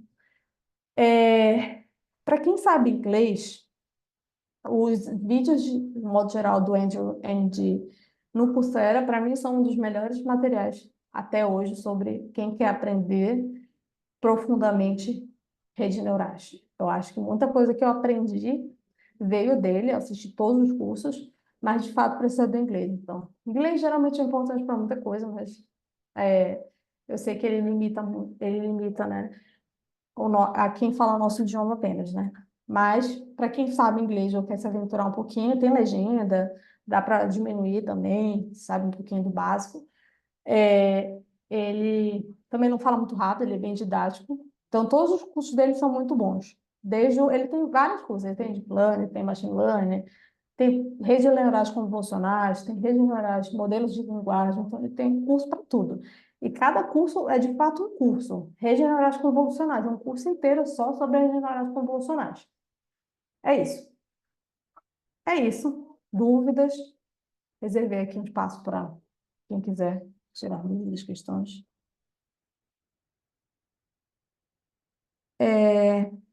Uma dúvida referente ao cálculo de funcionalidade. Se eu curtir as próximas coisas que eu curti, irá afetar o vetor? Eu acho que, ver se eu entendi a tua dúvida, né? Tipo, se eu criar, ele vai criar um vetor novo, mas ele vai criar um vetor novo com os dados antigos também, então vai afetar o seu vetor no fim do dia.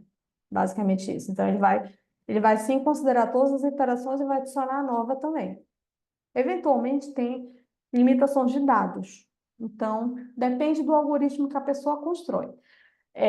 No meu caso aqui, ele vai afetar. O que eu construí, ele vai afetar. Mas tem algumas pessoas que que constroem os algoritmos que, centenas de milhares, e aí já começa a ficar caro para a Amazon guardar tudo aquilo. Então, a Amazon não vai guardar tudo, ela vai começar a jogar fora algumas recomendações mais antigas, etc. Então, vai mudando o vetor. Mas a ideia é que pegue todos, vai acumulando, vai acumulando, vai acumulando, e depende de como a empresa trata, né? Aí depende do sistema que você está construindo. Você que vai dizer isso para se você vai ou não vai fazer. Mais dúvidas?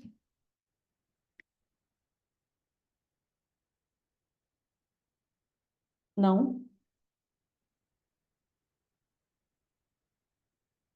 Bom, não temos mais dúvidas, então vou encerrar. Agradeço muito pela participação. É, é isso. Estou aguardando dúvidas ainda. Deixa eu compartilhar.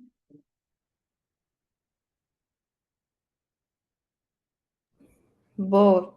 Obrigada, Catarina, pela sua incrível, né, didática, incrível assunto. IA é realmente algo muito interessante. É legal, né, aquela imagem que você trouxe que mostra que a IA ela engloba muito mais do que a gente pensa, né, que é só o chat GPT. Ah, o pessoal tem uma dúvida aqui, se quiserem tirar. Acabei. Qual a importância de ciência de dados para pessoas no dia a dia? É, eu acho que eu acho que é importante para quase todo mundo, assim, a não ser que você tire uma área muito específica que não seja, não use nada, mas a ciência de dados abre a tua mentalidade. Então, ela traz uma coisa de você entende mais ou menos, pensa de forma analítica e como tenta encontrar padrões. Você consegue encontrar padrões muito mais rápido, porque você estuda padrões. Então, no fim do dia, a minha mentalidade já está muito tipo, isso aconteceu. Então, eu já encontrei um padrão muito rápido. Então, para o dia a dia, eu acho que ela é útil para quem trabalha, empresas, etc. Eu vi que a Lívia falou da área de economia, que você tem mais impacto nessa área. Cara, essa parte financeira, mercado financeiro, tudo isso aí, ela hoje tem muitos estudos de IA sobre isso, né? É uma área que já não utiliza tanto, eu não sei hoje, mas ela utilizava até uns 2 anos atrás. Eu confesso que eu estou um pouco. Faz uns 2 anos que eu não vejo tantos papers da área, artigos da área, mas ela tinha muita coisa de pessoas querendo tentar otimizar a forma, por exemplo, do mercado financeiro como ele trabalha. Eu sei que essa parte econômica em si, você pega vários dados que você consegue fazer com machine learning muita coisa. Então, você consegue prever, tem vários artigos que preveem modelos econômicos para ver se vai bem, se vai mal, quais são os próximos anos. Tem uns vídeos, eu não lembro qual que era, mas se eventualmente eu achar, eu passo para a Mica e a Mica passa. Mas sobre que ele mostra como as pessoas preveem, de fato, o que vai acontecer na economia de um país baseado nos dados anteriores. É muito legal. Vou tentar achar, mas eu não lembro isso. Qual a sua atuação na ABSA? Tá. Eu meio que estou na ABSA desde o início. A ABSA é uma empresa hoje pequena, estamos crescendo, mas eu estou na ABSA desde o início. Eu entrei para fazer a parte de machine learning em si, então eu trabalhei acho que 1 ano ou 2 anos trabalhando de fato nessa parte de sistemas de recomendação. A gente antigamente era um no-code, então a gente arrasta a telinha, constrói o seu próprio algoritmo sem precisar de código. E na época, o que eu fazia era fazer a recomendação de que usar. Então, você jogava, por exemplo, um quadrado para a tela que era um input de texto. Aí ele recomendava lá embaixo que acho que lá embaixo tinha que ter um botão, porque um formulário tem um input de texto e um botão. Fazia meio que isso. A gente, com o tempo, foi vendo que melhor do que tentar aprender uma nova coisa, que é aprender uma linguagem que não é código, mas na verdade você precisa aprender, ter uma lógica de programação. A gente acabou indo para a parte de juntar código com a parte que não é código. Então, como eu mostrei para vocês, toda aquela interface foi feita com poucas linhas de código, coisa que eu não faria de forma tradicional, né? Porque você vai ter que aprender vários outros conceitos. A parte de banco de dados é tudo integrado, e a gente foi migrando para fazer tudo isso que auxilia de forma sem código, mas a parte de lógica em si, que é a parte mais complexa, se faz com código. E aí eu acabei assumindo a parte de fato de dados, de engenharia de ciência de dados e de engenharia de dados. Então, hoje eu estou com a parte de engenharia de dados, principalmente, que já é bastante diferente de ciência de dados. Ela já não avalia o dado em si, ela constrói a base para você poder usar o dado. É, ela é uma parte mais computação em si. Além disso, eu estou com a parte financeira e operações. E aí eu toco um pouco de tudo. Então, eu toco a parte de geração toda de financeira, de cobrança, etc. Mas basicamente tudo eu automatizei. Então, na prática, a gente tem um sistemão automatizado que eu fiz. Eu fico dando manutenção vez ou outra, mas que já faz quase tudo automático e eu acabo focando mais nessa parte de interação e na parte de fato de entender um pouco sobre o negócio e entender os próprios dados, né? Porque hoje eu faço a parte de ciência de dados do financeiro em si, para entender quão saudável está a empresa, o que que a gente pode fazer. Inclusive, hoje, o que eu estou fazendo atualmente é tentando implementar alguns algoritmos de machine learning para financeiro, porque, de fato, como eu comentei para vocês, essa parte que mexe com números, machine learning é muito melhor porque é mais rápido, poucos dados, não precisa de tanta coisa ali que como você precisa para fazer de plano, né? É, eu acho o mundo VR bem interessante, mas de VR, realidade virtual, imagina, né? Cara, não tanto. Você consegue integrar inteligência artificial com qualquer coisa, mas a parte de VR é uma parte da computação em si, de realidade virtual, então aprende coisas bem diferentes para fazer uma carreira nessa parte, para fazer inteligência artificial são outras coisas, outras competências. Um pouco de tudo faz um pouco parte de computação, mas assim, computação é uma área bem grande, né? Então, as próprias pessoas formadas em engenharia de computação não necessariamente elas são especialistas em IA, elas têm uma disciplina no curso, mas enfim, elas não são especialistas, a não ser que elas realmente sigam para essa área, né? Até então, acho que é isso.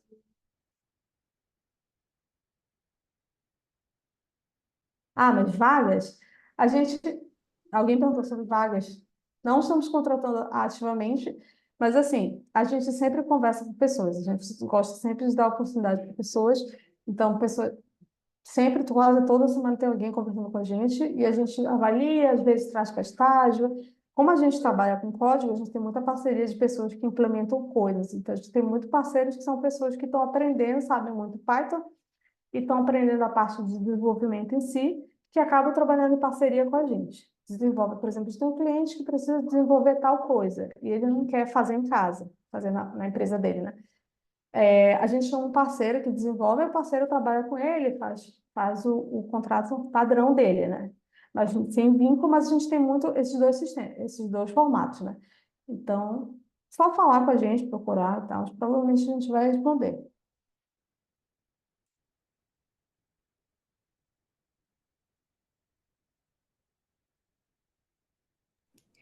Boa, não sei se alguém tem mais dúvidas. Mas, Kati, se você puder colocar o seu e-mail aqui para o pessoal entrar em contato com você, o seu LinkedIn, e aí elas ou eles podem conversar com você, entrar em contato para tirar outras dúvidas. Às vezes nem todas as dúvidas vêm nesse momento, mas a gente fica refletindo depois. E caso vocês forem assistir o vídeo, né, a gravação desse mini curso depois no YouTube, pode surgir alguma dúvida que vocês não pensaram nesse momento, mas pode vir depois, elas entram em contato com você. Bom, então a gente deu o nosso horário por aqui. Pessoal, antes de tudo, muito obrigada pela presença de vocês, obrigada a todo mundo que compareceu, que interagiu, que fez perguntas aqui para a Catarina. Só um lembrete aqui, aí, Kátia, se você quiser, pode finalizar, pode fechar o curso. Por favor, não esqueçam de responder o formulário que eu mandei aqui no chat. Estou mandando de novo. A gente tem um código de verificação para vocês colocarem lá no momento de registrar a presença. É a partir desse formulário que a gente vai conseguir emitir o certificado de vocês, com o nome de vocês, tudo certinho, até para vocês usarem aí horas complementares da faculdade e tudo mais. Para a galera de tecnologia também é muito bom, porque já é algo relacionado. Então, não esqueçam, coloque lá, também coloque um feedback ali para a gente entender o que a gente pode melhorar nos próximos cursos, temas que vocês têm interesse, enfim, elogios aí para a Catarina, que arrasou muito nesse curso. E é isso, pessoal. Obrigada demais pela presença de vocês. E, Kate, se você quiser finalizar e fechar esse momento aqui, é todo seu. Obrigada, pessoal. Obrigada, gente. Queria agradecer a todo mundo que ficou aí até agora. A gente acho que estendeu um pouquinho, era para ter 8h30, mas enfim. Mas foi um papo muito legal. Acho que teve perguntas muito boas, muito interessantes. A gente conseguiu discutir assuntos que eu não tinha colocado, mas que são muito importantes, de ética, IA. Acho que trouxe algo muito legal para a nossa discussão. Estou disponível, coloquei meu e-mail da Absa, porque é o que eu respondo mais rápido, geralmente, que é o que eu estou sempre olhando. LinkedIn Catarina Pinheiro, mas geralmente tem poucas Catarinas, então é fácil de me encontrar por lá. Obrigado por todo mundo que está aqui, obrigado, Nica, por ter me chamado. É, Enfim, é isso. Agradeço bastante a oportunidade. Boa, pessoal. Para finalizar, então, vou pedir aqui para quem puder abrir a câmera para a gente tirar uma fotinha e recordar esse momento depois. Então, quem quiser abrir a câmera para a gente tirar um print e dar um sorrisinho, vou dar aqui uns segundinhos aí para vocês abrirem, caso alguém queira. Não tenho vergonha. Tá tudo certo, pessoal. Muito bom ver vocês. Bom, mais alguém gostaria de abrir a câmera? Vamos lá, pessoal. 5 segundinhos. 5, 4, 3, 2, 1. Vou tirar o print aqui, pessoal.